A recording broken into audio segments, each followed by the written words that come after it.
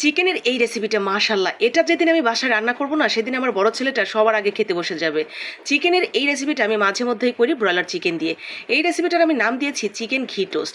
এত বেশি মজার, এটা গরম ভাত কিংবা পোলাও অথবা রুটি পরোটা। আর সাথে যদি একটা বোম্বাই মরিচ খেতে পছন্দ করেন, মাঝে মধ্যে একটু একটু করে নিয়ে খাওয়া শুরু করে দিবেন।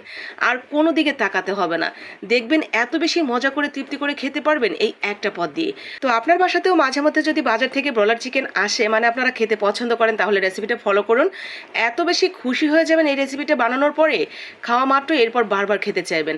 দেখা মাত্রই মনে ধরে গেলে লাইক কমেন্ট করে শেয়ার করে রেখে দেন, পরবর্তীতে দেখে দেখে বানিয়ে নিতে পারবেন। তো দেখেন এখানে আমি কি করেছি, চিকেনটা ভালো করে ধুয়ে এর সাথে ঘি দিয়ে দিবেন 2 থেকে 3 চা চামচের মতো, আর স্বাদ মতো লবণ, আর 2-3 চামচের মতো গুঁড়া দুধ নিয়ে গুলে এর সাথে অ্যাড করে সুন্দর করে মেখে এক সাইডে রেখে দেবেন, চিকেনটা ম্যারিনেশন হতে থাক। আর এইখানে আদা রসুন তার সাথে দিয়ে দিয়েছি আমি আস্ত জিরা, আস্ত ধনিয়া, আর কয়েকটা কালো গোলমরিচ, আর স্বাদ অনুযায়ী শুকনো মরিচ। এটা একটু ঝাল ঝাল খেতেই ভালো লাগে, তবে আপনি আপনার পরিবারের সদস্য কীরকম ঝাল খেতে পারে বা আপনি খেতে পারেন সেই অনুসারে নিয়ে নেবেন। মশলাগুলো ভালো করে ধুয়ে আমরা পাটার মধ্যে ঠিক এরকম একটু গোটা গোটা রেখে বেটে নেব।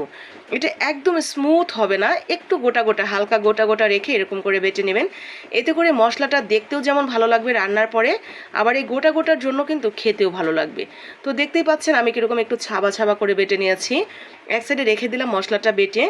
এরপরে আমরা কড়াইতে তেল দিয়ে দিয়েছি সয়াবিন, তার মধ্যে কিন্তু আমি একটু ঘিও মিশিয়েছি, এখানেও 2-3 চামচের মতো, চা চামচের ঘি মিশিয়ে দিবেন। এরপরে প্রথমেই গরম মশলাটা ফোড়ন দিয়ে এরপরে পেঁয়াজটা দিয়ে দিবেন যতটুকু দিতে চান। আমি এখানে দিয়েছি বড় সাইজের 4টা পেঁয়াজ। পেঁয়াজটা একদম লাল লাল বেরেস্তা হয়ে আসলে তারপরে যে প্রথমে চিকেনটা আমরা রেখে দিলাম, সেই চিকেনটা দিয়ে এইভাবেই আমরা বেশ কিছুক্ষণ অল্প আছে আস্তে আস্তে এই ঘিয়ের উপরে ভাজা ভাজা করে নেব। আপনি এই সম্পূর্ণ রান্নাটা ঘিতেও করতে পারেন যদি স্ট্রং ঘির ফ্লেভার পছন্দ করেন। তবে আমি এবং আমার বাচ্চারা কেউই খুব একটা স্ট্রং ঘির ফ্লেভারটা পছন্দ করি না, এটা হালকা মিষ্টি একটা ফ্লেভার থাকলেই ভালো লাগে। যার কারণে কিন্তু আমি পুরোটাই ঘি ব্যবহার করিনি, সয়াবিন তেলের সাথে মিশিয়ে দিয়েছি। তো আপনি চাইলে এভাবেও দিতে পারেন অথবা পুরো রান্নাটা ঘিতেও করতে পারেন। তো ঘির উপরে দেখেন, তেল ঘির উপরে এইভাবেই আমরা চিকেনটা ঠিক এইভাবে ভাজা ভাজা করে নেব। অতিরিক্ত ভাজাও হবে না, বাট সব কিছু সুন্দর মতো দেখেন এই যেরকম। তো এরপরে যে বাটা মশলাটা আমরা বেটে রেখেছিলাম সেই বাটা মশলাটা অ্যাড করে দিব।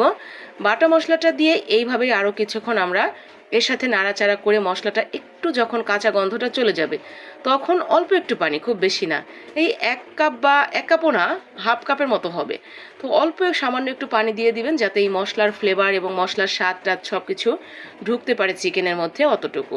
আর লবণ হয়েছে কিনা অবশ্যই এক পর্যায়ে চেক করে দেখবেন যে কতটুকু লাগে, লাগলে দিয়ে দিবেন। ব্যাস, আর কোনো মশলাপাতি দেওয়ার দরকার নেই। একদম এরকম শুকনো শুকনো গা মাখা করে নামিয়ে নেবেন।